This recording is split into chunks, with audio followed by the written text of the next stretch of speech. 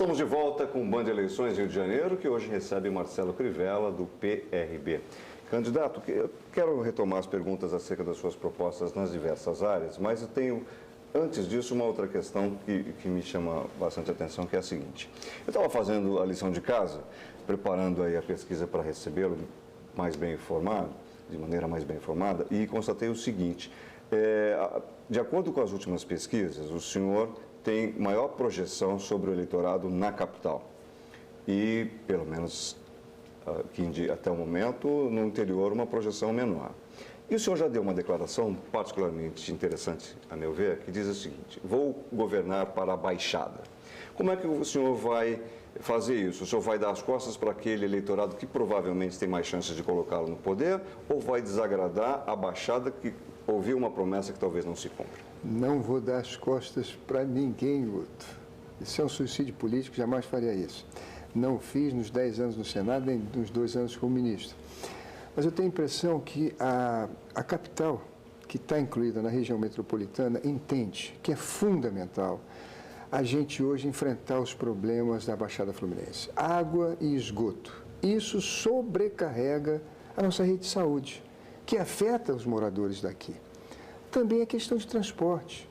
Enquanto a Baixada sofrer, quer dizer, for região dormitório, e tiver que entupir todos os dias as nossas linhas de trem, as nossas avenidas principais arteriais, digo a Via Láctea, a Dutra, a Avenida Brasil, inclua aí a Zona Oeste também, para vir trabalhar na capital, ou no centro de Niterói, nós estamos afetando rigorosamente aqui a capital. Eu vou ter toda a atenção com a Zona Oeste, que também é uma área que tem um IDH complicado, 27% da população da capital, só 7% dos empregos. As nossas áreas industriais, zonas industriais, estão muito mal cuidadas pelo governo. Não se atraiu nenhuma grande empresa lá. Ali também tem um exemplo daquilo que eu te falei. A Gerdau está dobrando a sua produção de vergalhões. Precisa comprar 1 milhão de coisas, está encomendando tudo em Minas e em São Paulo. É preciso adensar a cadeia produtiva. Então, eu acho que tratar a Baixada Fluminense é uma das grandes maneiras de ajudar o povo da capital. E será que a população da capital vai visualizar isso? Porque é um procedimento, é uma atitude mais de médio para longo prazo, né? Eu não sei, não. Bom, sem sombra de dúvida, o que eu estou falando com você, da gente colocar água e esgoto na Baixada, é uma coisa de médio, até longo prazo. Talvez passe até os 4 anos, mas nós precisamos começar. E começar de maneira efetiva, no caminho certo, e levar essa política até o final. Mas a questão da segurança pública também é importantíssima. Se você deixar populações vivendo na miséria, nas regiões periféricas, essas pessoas migram para vir roubar na capital, onde tem a maior riqueza. O senhor próprio fez menção a isso e a minha pergunta é direta. O senhor vai manter as UPPs? Eu vou. Por quê? Eu acho que uma coisa hedionda é você vender cocaína.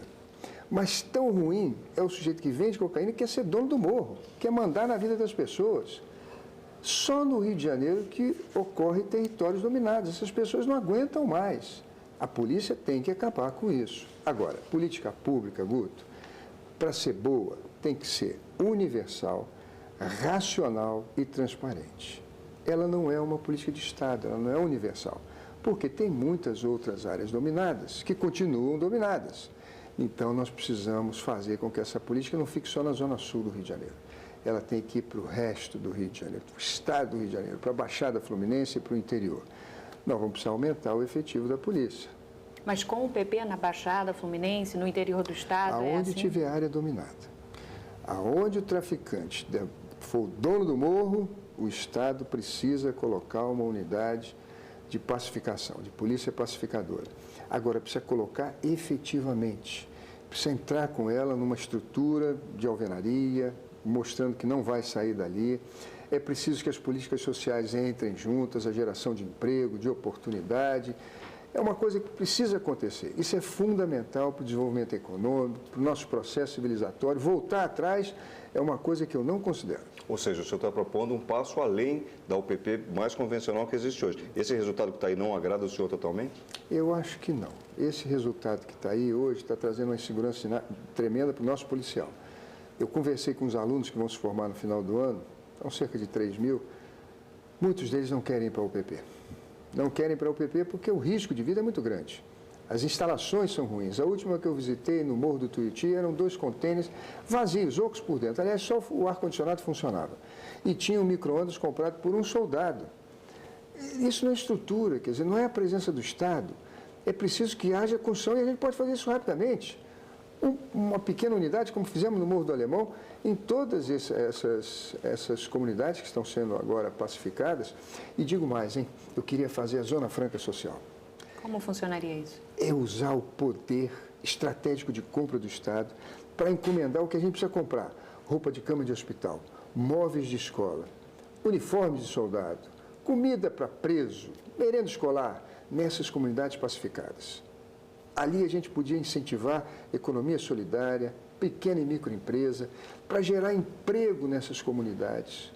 E nunca mais o tráfico poder arregimentar ali desempregados, desalentados, pessoas pobres e miseráveis, que iam encontrar um caminho. E mais, as mães que trabalhassem ali, as pequenas empresas que fizessem suas creches ali, nos dariam a garantia de que no futuro nós não teríamos soldado do tráfico, porque a mãe vai trabalhar perto do seu filho, ela vai saber a hora que ele está na creche, a hora que ele está jogando bola, a hora que ele vai chegar em casa.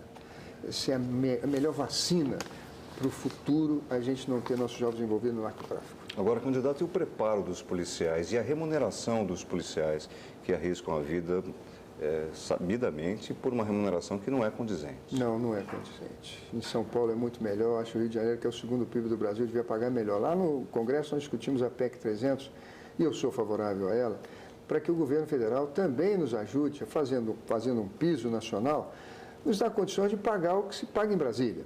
E Brasília se paga com subsídio do governo federal. Você tem toda a razão, a gente precisa treinar melhor nossos policiais, estão sendo formados rapidamente. E entram em ação muito rapidamente, né? Entram em ação muito rapidamente, nós temos que cuidar disso. Eu tenho um projeto, deve ser aprovado daqui a mais uma semana ou duas, só quando acabar o recesso, que é dar autoridade ao governo de trazer de volta os efetivos, os últimos 5 efetivos, 2013, 2012, 2011, 2010, 2009, que se aposentaram. Convidá-los a voltar para a ativa e aí sim, fazer aquela dupla de Córneo e Damião que a gente fazia antigamente, um mais antigo, um mais jovem. Se eles puderem voltar para essa atividade, hoje um policial está se aposentando com 50, 51 anos, em pleno vigor da vida, nós teríamos um grande avanço institucional na nossa polícia. Isso teria algum prazo já determinado, candidato? Eu espero que a lei seja aprovada rapidamente. Já está tramitando no Congresso há mais de 7 anos.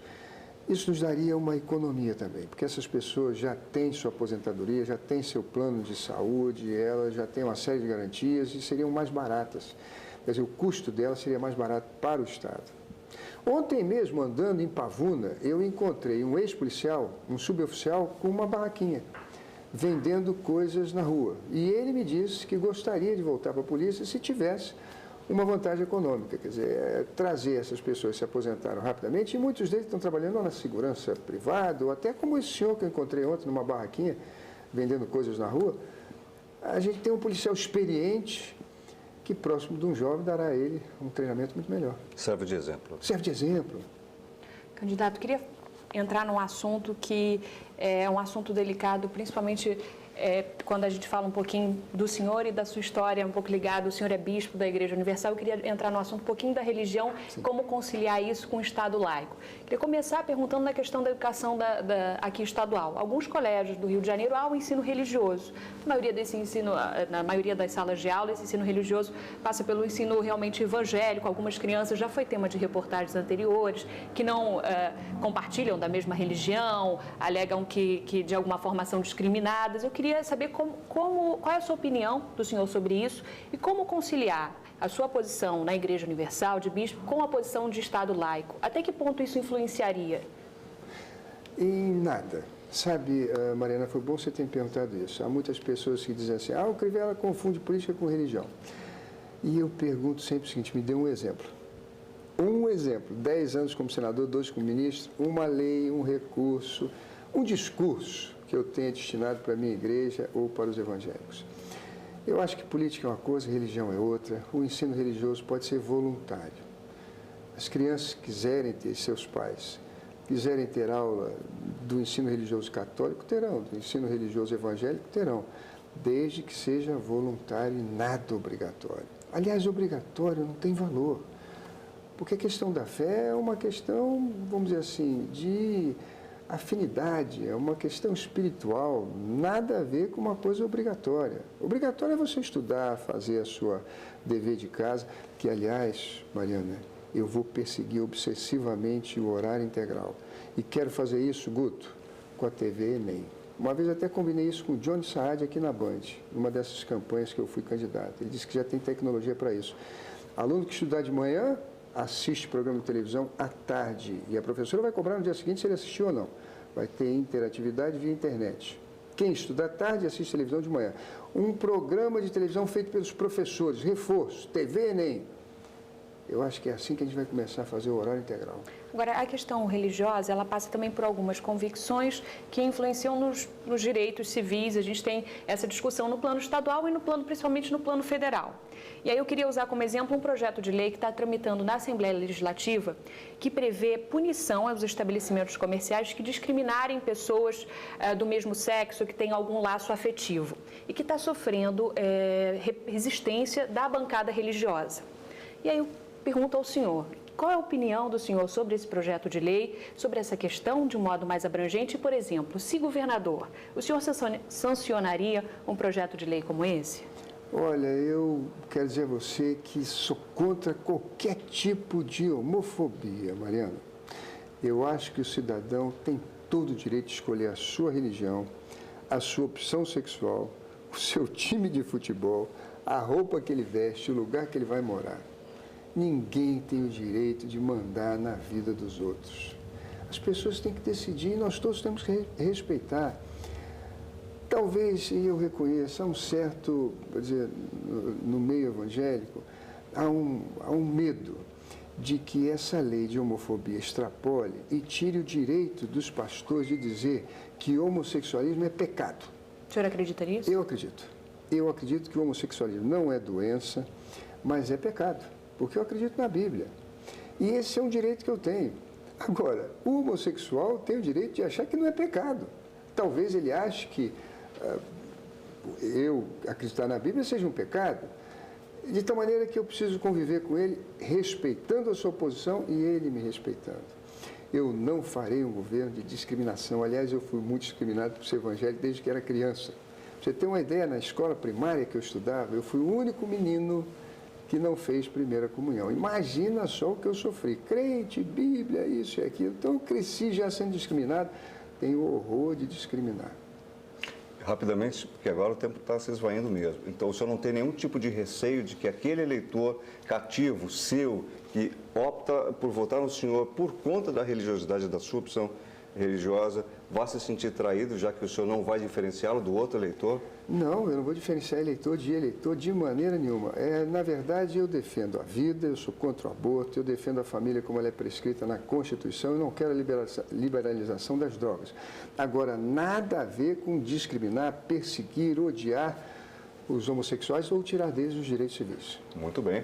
A nossa conversa, evidentemente, poderia se estender muito mais. Obrigado, Desde já eu agradeço. Obrigado, Mariana. Obrigado, Marcelo Crivella, Band, Eleições Rio de Janeiro. Essa primeira entrevista vai se encerrando por aqui. Muitíssimo importante tê-lo conosco. É um prazer. Nós voltamos a nos encontrar no debate da Band Rio no dia 14 de agosto. Já quero deixar combinado com o senhor. Pode ter certeza que eu vou ser o primeiro a chegar.